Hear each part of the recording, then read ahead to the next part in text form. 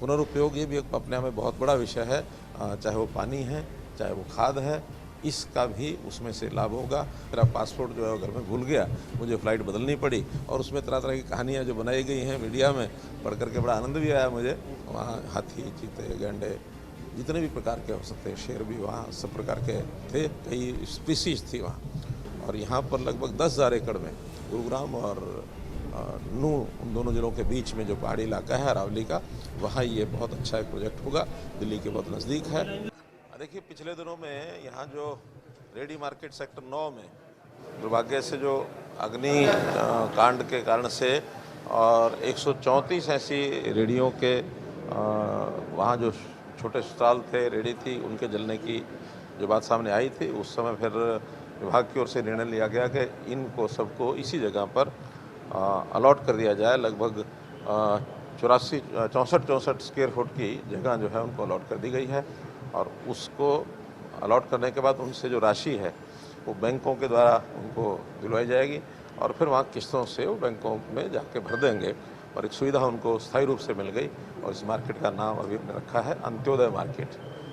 चूँकि मुख्यमंत्री अंत्योदय परिवार उत्थान योजना के अंतर्गत गरीब परिवारों की सहायता एक मुख्य विषय है और ये भी बहुत सामान्य रेडी वाले लोग थे जिनको किस्तों पर दुकान मिलने के बाद और उनको अपना काम चलाने में आसानी से अपना जीवन यापन कर सकें। सर, इसके अलावा पंचकुला के अन्य जो मार्केट है, 7 सेक्टर में मार्केट है या 11 में है, ये मार्केट और बाकी हरियाणा की ऐसी मार्केट सभी ऐसी सब प्रकार की जहाँ जहाँ HSVP की जो हरियाणा शहरी विकास प्राधिकरण की ज़मीनों के ऊपर जो मार्केटें हैं और जो उनको अलॉट की गई हुई हैं, बहुत वर्षों से वो लीज़ के ऊपर बैठे हैं, उनको सबको मालिकाना हक पे दिया जाएगा। और इसी योजना से जो पुराने लोग हैं उनका जो आज का उनका रेट है मार्केट रेट में 25% कम करके, मार्केट नहीं बल्कि जो रिज़र्व प्राइस है HSVP की उसमें भी 25% कम करके उनको ये दिया गया है ताकि उनका जो स्थायी जो अपना ठिकाना है काम करने का वो वहाँ बना रहे।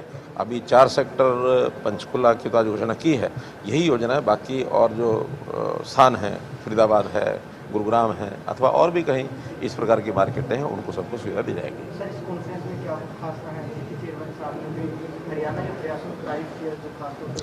आज NGT की ओर से रखा गया सेमिनार जिसमें खास करके जिला स्तर के ऊपर भी जो पर्यावरण है उसकी सुरक्षा के नाते से वो जो उपाय किए जा रहे हैं, हमने भी अपने एक ज़िले की पर्यावरण योजना रोहतक की वहाँ रखी है और इन जनरल पर्यावरण को कैसे सुरक्षित किया जाए, प्रदूषण को कैसे समाप्त किया जाए, इसके ऊपर विभिन्न प्रकार के उनको जो प्रदर्शनी दिखाई गई है, प्रेजेंटेशंस अलग अलग विभागों ने दिखाई है, जिसके अंदर हमारे जो शहरी जो मंत्रालय है, विकास मंत्रालय, उन्होंने भी दिखाया, ग्रामीण विकास ने भी दिखाई है और इसी तरह जो हमारा जो पोल्यूशन कंट्रोल बोर्ड है उन्होंने भी जानकारियाँ दी हैं। कुछ कंपनीज़ हैं जो इन पर काम कर रही हैं, खास करके गुजरात की एक कंपनी है, उन्होंने अपना वहाँ पर प्रदर्शन किया है।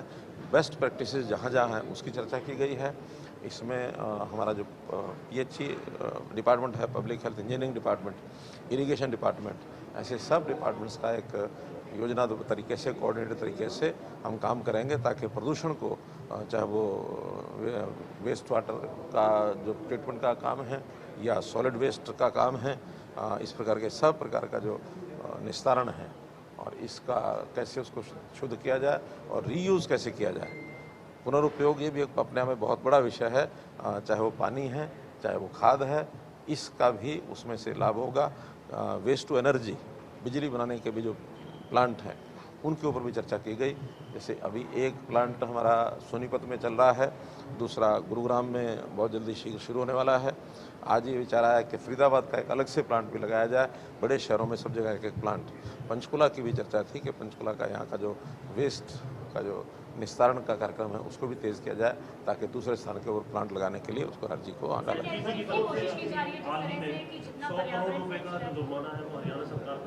पर्यावरण की जब हम बात करते हैं तो पराली के प्रबंधन को लेकर के भी आगे सरकार की क्या तैयारी है? देखिए, जहाँ तक 100 करोड़ का विषय जुर्माना नहीं है, उन्होंने एक कॉर्पस फंड में पर्यावरण की दृष्टि से जो एक कमेटी बनाई गई है उनको 100 करोड़ रुपया दिलवाया है, ताकि इस काम में कहीं कोई ढिलाई अगर आ रही है तो उनको सीधा अधिकार होगा उस पैसे को खर्च करके, और ये जो जितने भी काम चल रहे हैं, प्रोजेक्ट चल रहे हैं, उसमें कहीं बाधा ना पड़े। खास करके जैसे बंदवाड़ी का ये विषय आया था, बंदवाड़ी में कुछ बाधाएं ऐसी आ गई थी, उस कूड़े को निस्तारण करने की, प्लांट को लगने में देरी हो रही थी, तो डायरेक्ट पर्यावरण विभाग उस पर काम कर सकेगा। इसी प्रकार से हमारे से 100 करोड़ रुपये कॉर्पस फंड में डलवाया, बल्कि पंजाब से तो 2000 करोड़ रुपये डलवा दिया। जितना जितना जहाँ फेलियर ज़्यादा है उतना उतना पैसा वो अलग से बजट में से निकाल करके कॉर्पस फंड में डाल रहे हैं। लेकिन हमारे हरियाणा के जितने भी कार्यक्रम चल रहे हैं उनकी बहुत सराहना भी की उन्होंने। जैसे हमारा पौंड अथॉरिटी का कार्यक्रम है, इसकी उन्होंने सराहना की है। मेरा पानी मेरी विरासत, पानी को बचाने की जो चीज़ें हैं उसका भी उन्होंने एक प्रकार से सराहना की है। हरियाणा इन चीज़ों में काफ़ी आगे बढ़ रहा है। जहाँ तक पराली का विषय है, पराली में भी हमारे 1-2 जिलों में ही अब विषय शेष रह गए हैं, अन्यथा पूरे हरियाणा में पराली जलाने का जो काम है वो प्राय ठीक हो गया। अब नहीं जला रहे लोग, हम उनको इम्प्लीमेंट्स भी दे रहे हैं, उनको 1000 रुपये एकड़ का और ग्रांट भी दे रहे हैं, उनको एक इंसेंटिव दिया जा रहा है ताकि अपनी पराली को जलाएं नहीं, बल्कि पराली को बेचने के लिए, यानी अब तो बहुत से ऐसे प्रोजेक्ट लग रहे हैं जहाँ इस पराली का उपयोग हो रहा है, तो उसके नाते से अब पराली जो है किसान के लिए आय का भी साधन बन गई।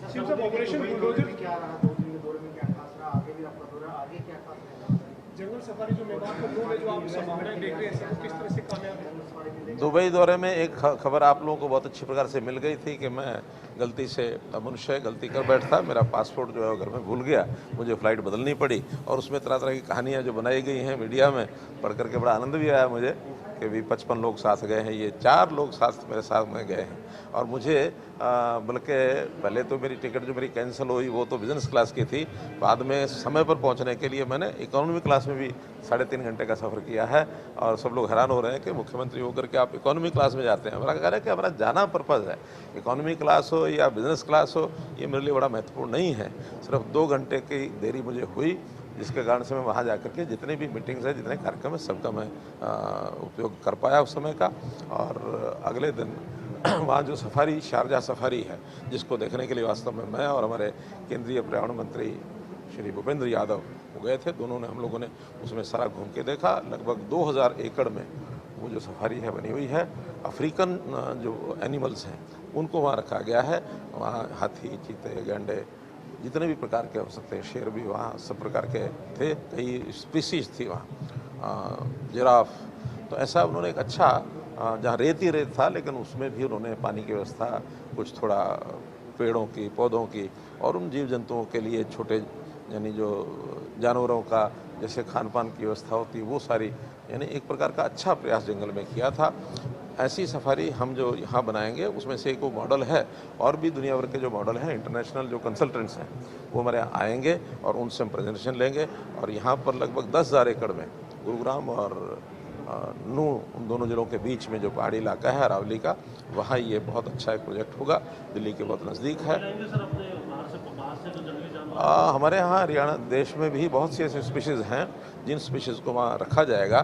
फिर भी कोई और ऐसी चीज़ें जो हरियाणा, इस देश में जिनकी प्रजातियाँ नहीं हैं, ऐसे प्रजातियों के पशु, क्योंकि ये सफारी अथवा जितने भी ज़ू होते हैं, इनमें टूरिस्ट के नाते से हर वैरायटी जितनी ज़्यादा होती है उतना ही लोगों को अध्ययन के नाते, देखने के नाते उनको लगता भी है कि कोई नई चीज़ हम देख रहे हैं, शायद दूसरे देशों में लोग जा नहीं सकते हैं, और वहाँ का अगर कोई इस प्रकार का कोई एनिमल यहाँ दिखता है तो लोग उसको आकर्षित होते हैं उधर। ऑपरेशन बुलडोजर चल रहा है प्रदेश में, इसका क्या मकसद? इस ऑपरेशन बुलडोजर जो शुरू हुआ है प्रदेश में, नशा तस्करी और अपराध से जुड़े जो लोग हैं उनकी प्रॉपर्टी को नस्ते नाबूद किया जा रहा है, तो ये अभियान आप किस तरह से देखते हैं इसको? चूँकि जो इस तरह से जो अवैध प्रॉपर्टी बनाई हुई थी, जब कब्जे किए हुए उनको तोड़ा जा रहा है। ये केवल नशा तस्कर है, गुंडे बदमाश है, किस तरीके की कैटेगरी से टारगेट किया है? देखिए, अवैध काम तो कोई भी जो है अवैध है, उस अवैध को कहीं भी कानून की दृष्टि से सही नहीं ठहराया जा सकता। और ख़ास करके ये लोग जो ड्रग स्मगलिंग का काम करते हैं, या जिस प्रकार से ऐसी जो कैटेगरी है अपराधियों की, गैंगस्टर्स की, और ये फिरौतियाँ मांगने वाले, ये सब लोग, तो ऐसे लोग उस पैसे का अपने कहीं ना कहीं प्रॉपर्टी जिसमें उसमें बनाने में काम करते रहे हैं। और ये जो चीज़ रोकने के लिए एक डर भय बैठाना बहुत आवश्यक है। कानून ने अपना काम किया है, और कानून के नाते से, एडमिनिस्ट्रेशन के नाते से जो भी लगता है कि इन चीज़ों को चेक किया जाए, वो चेक की गई हैं। और मैं समझता हूँ सराहनीय काम एडमिनिस्ट्रेशन ने किया है।